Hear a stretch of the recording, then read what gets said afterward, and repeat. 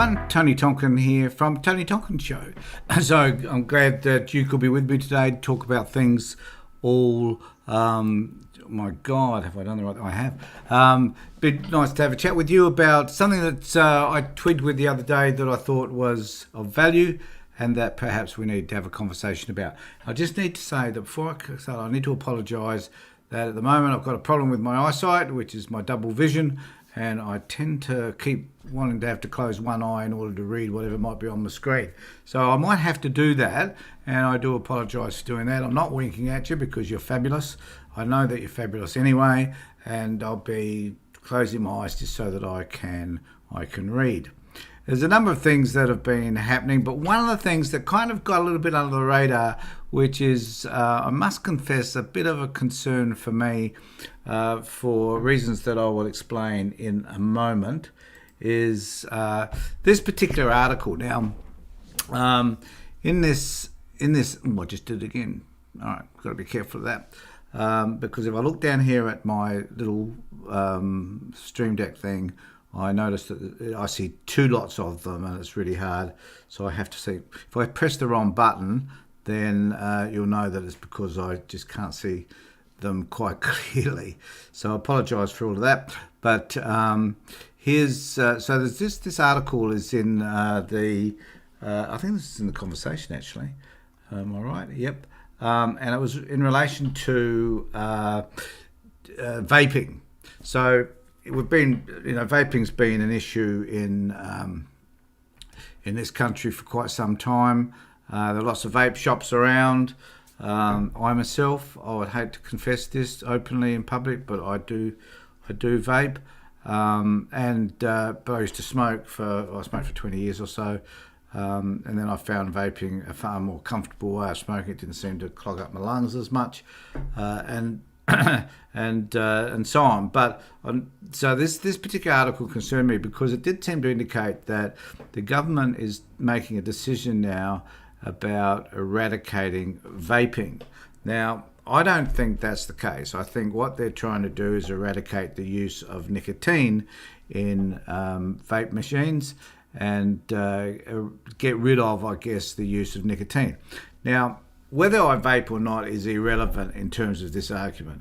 What is important, it seems to me, is the fact that cigarettes are still allowed and you can have any number of milligrams of nicotine in cigarettes, it seems. So the fact that they're getting rid of vaping, which is this completely new market, and I was reading some research on it that sort of led me to believe that there is still a lot of research to be done on vaping. The decision's out as to whether it's harmful. There's some arguments here that vaping is harmful because of the type of amount of unhelpful substances that are in the cigarettes that give them the flavour, which is what people tend to vape for primarily, is that unique flavour that you can get. You can choose a range of flavours. So that's one of the things. But we know that in cigarettes there are some terrible ingredients in there, including arsenic. Yet you can still go down to your local shop and buy a packet of cigarettes with all the things in that are terrible, and particularly, with the effect, the issue being that you're inhaling a whole lot of crap into your lungs. And there's certainly evidence that does cause cancer. We've all accepted that. No evidence at the moment that anything around vaping does cause cancer or any other health issues, even though it probably does. So I'm not going to argue that point. I'll accept that for what it is. So they don't. So e-cigarettes don't produce the tar, which obviously cigarettes do, and therefore they're not probably potentially as harmful in that sense. But exactly how harmful they are, we don't know. They haven't been around long enough. But it has been another way by which people have found a way to withdraw, because I certainly don't. I don't smoke cigarettes anymore, and I don't. It's a much more comfortable way of indulging in breathing in smoke, I guess, or you're breathing in vapor. Whatever the stuff that you're breathing in is a lot more satisfying than smoking a cigarette for me. And at least I've been able to give up cigarettes, which were extremely expensive. So, and a lot of people use vaping as a means to get away, to not use cigarettes. But then, what disturbs me is then people can use nicotine patches which contain nicotine, but you're just not inhaling it.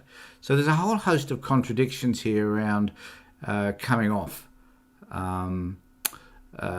cigarettes, and that yet at the same time the government's supporting the notions around cigarette smoking in a sense, because they're not banning cigarette smoking.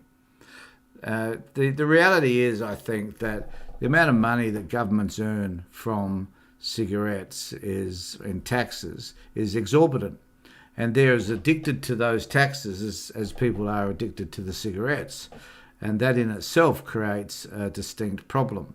So when we look at their type of addiction, are they prepared to give up their addiction, millions and millions of dollars around cigarette smoking, and what people are now paying exorbitant prices to smoke, most of which is tax that they're paying. One wonders about why they're confronting e-cigarettes. And the reason might be because, number one, it's unknown, the outcomes. Number two, they can't tax it in the same way that they would tax cigarettes, because it's a liquid that goes into, and the nicotine is obviously a liquid that goes into the cigarettes. There's no way that you can monitor into the e-cigarettes. No way you can monitor that. And there has been, they did talk about one case where a child obviously got hold of somebody's e-cigarette and inhaled, and they died. And that's sad, and regrettably. But in the article, it is, so mid last year, Health Minister Greg Hunt announced, I'll just bring this up, mid last year, Health Minister Greg Hunt announced plans to ban the import of nicotine-containing e-cigarettes.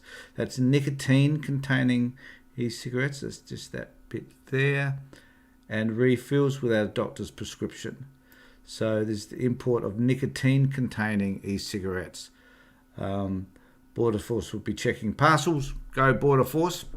And the decision made, it was already illegal to buy and sell such products without a prescription. And this is talking about, so you can buy e-cigarettes without nicotine in them. And that's what I think most people tend to smoke. And it was illegal in South Australia to possess them. So it was the only place that was legal was in South Australia. All Hunt was doing was closing a very wide loophole. Government backbenchers revolted. Hunt pointed to a doubling of nicotine poisonings over the past year and the death of a toddler. The Prime Minister offered less than complete support, saying he was keeping an open mind. And that's one thing Morrison's very good at, is keeping an open mind. It's easy to keep an open mind if there's nothing there, I reckon, if there's sort of a gap between those ears. And so, but if something impressive was swinging into gear, it's called, and I didn't know about this, Office of Best Practice Regulation. I reckon that the government should consider an Office of Best Practice. I reckon, because their practices are pretty bizarre, and practices like transparency would be really, really good.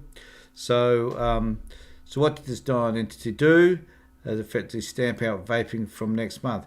Well, actually, I'm a bit this is where I'm confused. Are they stamping out vaping from next month, or are they stamping out the nicotine, the vape machines that have got nicotine in them? What are they actually stamping out? The backstory is, let's have a look. So set up during the 9 days. So that's about the this particular best practice authority. And it goes on, talks about Tony Abbott, which is a bit sad, really. And exactly where do we go? The first is what, maybe it's not really a problem. Merely working that out puts what follows into focus. The second is why government action is needed. Maybe the problem isn't very big, and it isn't very big, or maybe it will solve itself. The third is what option the agency is considering. The agency has to put forward at least 3 options, including one that isn't a regulation. In the case of e-cigarettes, that option was a public awareness campaign. So I guess that's what they've done, and so on. So it talks about how it looks like the 1st of October, those people that consume e-cigarettes will no longer be able to consume e-cigarettes with tobacco in them, is what I understand, with nicotine in it. That's my understanding. The question we need to be asking is why. Why are they doing this at this particular time? And what is their motivation for doing so? And why isn't it that they aren't attacking and doing something about eradicating cigarettes in general? And the other thing that always interests me is how the most potent drug on the planet happens to be alcohol in its pure form. And people drink diluted forms of alcohol, as we're all aware, and that seems to be okay, even though there's lots of evidence to prove that as a result of drinking of alcohol in any number of quantities, that it does tend to have an unhelpful impact on one's health, and that there are a number of deaths that occur through things like motor car accidents, people falling off ledges or falling off balconies, or becoming angry when intoxicated and killing somebody else or themselves.